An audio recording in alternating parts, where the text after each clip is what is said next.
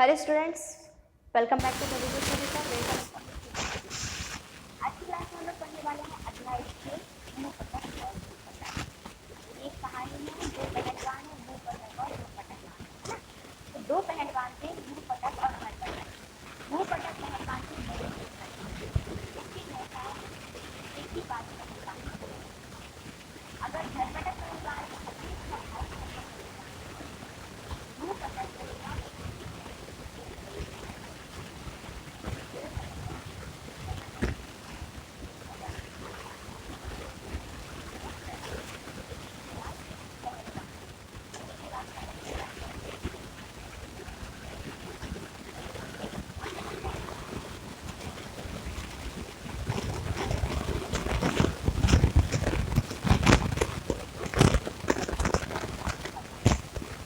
पहलवान की प्रशंसा से उसे बड़ी जलन होती थी।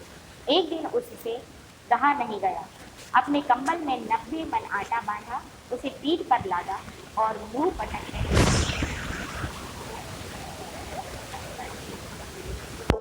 धरपटक पहलवान है, उसने अपनी पीठ पर क्या किया, एक कंबल में भर के 90 मन आटा बांध लिया और मुंह पटक पहलवान के घर की ओर चलने लगा।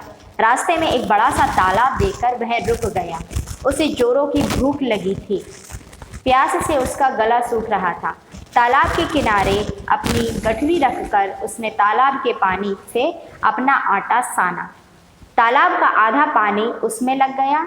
आटा सानकर उसका एक बड़ा गोला बनाकर अपने मुंह में डाल दिया।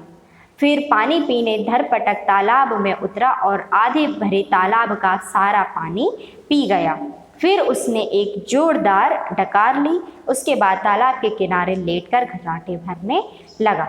वो जब जा रहा था तो उसको रास्ते में भूख लगाई, तो उसने क्या किया, एक तालाब उसको दिखा तो उसने तालाब के आधे पानी से उसका आटा सान लिया और आधा पानी जो था वो पी गया और एक डकार मारने के बाद वहीं पर घराटे भरकर सो गया। उस तालाब में रोज एक हाथी आकर पानी पीता था। थोड़ी ही देर बाद वह पानी पीने आया। तालाब को सूखा देखकर उसे बहुत गुस्सा आया। वहाँ पर एक आदमी को लेटा देखकर हाथी ने क्रोध से उसके सिर पर भारी भरकम पैर रखा।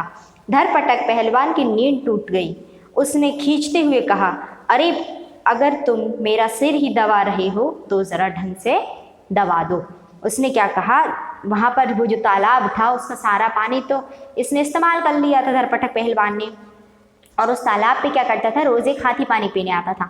तो हाथी ने जब तालाब को सूखा हुआ देखा तो उसने देखा कि वहीं एक आदमी लेटा हुआ है, तो उसने अपना भारी भरकम पैर उसके सिर पर रख दिया।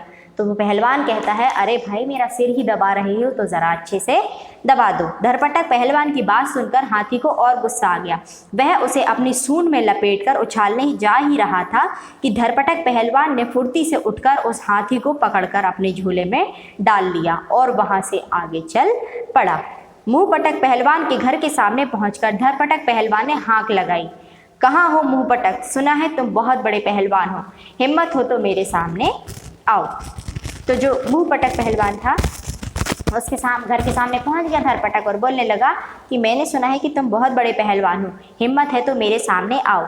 यह सुनकर मुँह पटक घबरा गया। डर के मारे वह अपने घर के पिछले दरवाजे से निकलकर जंगल में जाकर छिप गया। मुँह पटक की पत्नी ने बाहर आकर कहा, जी वे घर पर नहीं हैं, कोई पहाड़ ठेलने गए हैं। तो उसने क्या कहा, उसकी पत्नी ने, कि वो घर पर नहीं है, वो पहाड़ को ठेलने गए हैं। धरपटक ने झोले से हाथी को निकालकर उसके आंगन में फेंकते हुए कहा, इसे अपने पति को दिखाकर कहो कि धरपटक पहलवान उससे जोर जमाना चाहता है। उसने जो हाथी को अपनी पीठ पर लाद कर लेकर आया था, तो उसने क्या किया, मुँह पटक पहलवान के आंगन में उस हाथी को फेंक दिया और उसे कह दिया उसकी पत्नी से कि तुम्हारा पति आएगा तो उसको दिखाकर कहो कि धरपटक पहलवान तुमसे जोर जमाना चाहता है। ऐसी विचित्र बात देखकर मुँह पटक की पत्नी और उसका बेटा घबरा गए।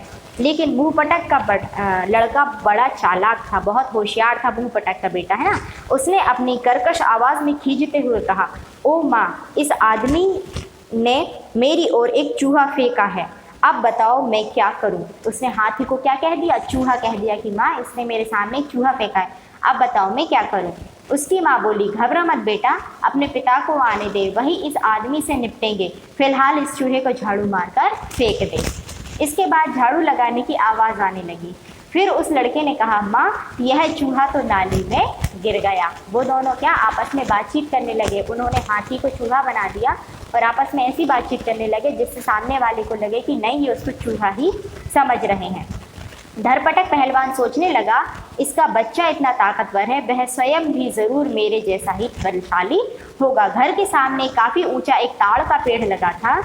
धरपटक ने पेड़ को उखाड़कर कहा, ओ छोकरे, अपने पिता से कहना मुझे एक छड़ी की ज़रूरत थी, इसलिए मैं इसे लेकर जा रहा हूँ। ताड़ का जो पेड़ होता है वो बहुत ही लंबा होता है, तो उसने वो पेड़ को उखाड़ लिया और बोलता कि मैं इस छड़ी को लेकर जा रहा हूँ। तो बालक ने पलटकर जोर से कहा, माँ देख रही हो, यह दुष्ट आदमी मेरे पिता की दंत खोदनी सीख लेकर जा रहा है। दंत खोदनी मतलब जिससे दांतों को खोदते हैं, है ना। तो उसने चिल्लाकर कहा कि देखो माँ, यह दुष्ट आदमी मेरे पिताजी की दंत खोदनी सीख लेकर भाग रहा है। उतने बड़े पेड़ को सीख कहता देखकर धरपटक की आंखें अचरज में फैल गई। वह तुरंत वहां से भाग खड़ा हुआ। मुंहपटक ने घर लौटकर अपने बेटे से पूछा, कहाँ गया वह आदमी। तो उसने क्या किया, जैसे उसने कहा कि देखो माँ, ये मेरे पिता की दंत खोदनी लेकर जा रहा है, तो उसने कहा कि ये इतनी बड़ी सीख है और ये अपने पिता की दंत खोदनी बता रहा है, तो वह अचरज में आ गया और वहाँ से तुरंत ही भाग गया। इतने में मुंहपटक जंगल से वापस आ गया। तो वो अपने बेटे से पूछता है कि कहाँ गया वह आदमी। बेटे ने कहा, वह हमारा ताड़ का पेड़ उखाड़ कर यहाँ से भाग गया। मुंहपटक ने मुंह बनाकर पूछा, तुमने उससे कुछ नहीं कहा।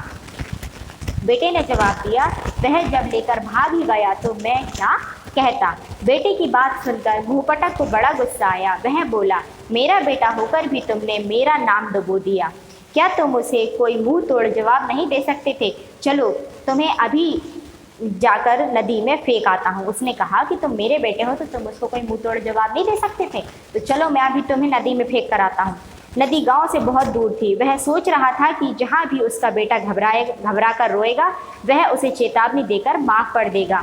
बेटे को तो वह सिर्फ डराना चाहता था, नदी में फेंकना नहीं। मगर रास्ते भर ना उसका बेटा रोया, ना उससे कुछ कहा। मुंहपटक ने उसे डराने के लिए कहा, हम नदी के बहुत करीब आ पहुँचे हैं। बेटे ने भी झट से कहा, हाँ पिताजी, मुझे भी लहरों के छींटे लग रहे हैं। इस जवाब से मुंहपटक को बड़ी हैरानी हुई। उसने अपने बेटे को कंधे से उतारकर पूछा, जरा सच सच बता दो, तुमने उस आदमी से कुछ कहा था या नहीं? बेटे ने कहा, उससे तो मैंने कुछ नहीं कहा था, मगर चिल्लाकर मैंने अपनी माँ से ज़रूर कहा था, वह दुष्ट मेरे पिता की दंत खोदनी सीख लेकर भाग रहा है। मुंहपटक ने अपने बेटे की पीठ थपथपाई और शाबाशी दी, तुम अपने बाप के बेटे हो। तो इसमें क्या होता है कि यदि हमारे पास बल नहीं है तो हमें अपनी बुद्धि का इस्तेमाल करना चाहिए। और हम अपनी बुद्धि का इस्तेमाल किस प्रकार कर सकते हैं वो इस कहानी से हमें बहुत अच्छे से पता चल गया है। तो फिर मिलेंगे हम नेक्स्ट क्लास में। Thank you.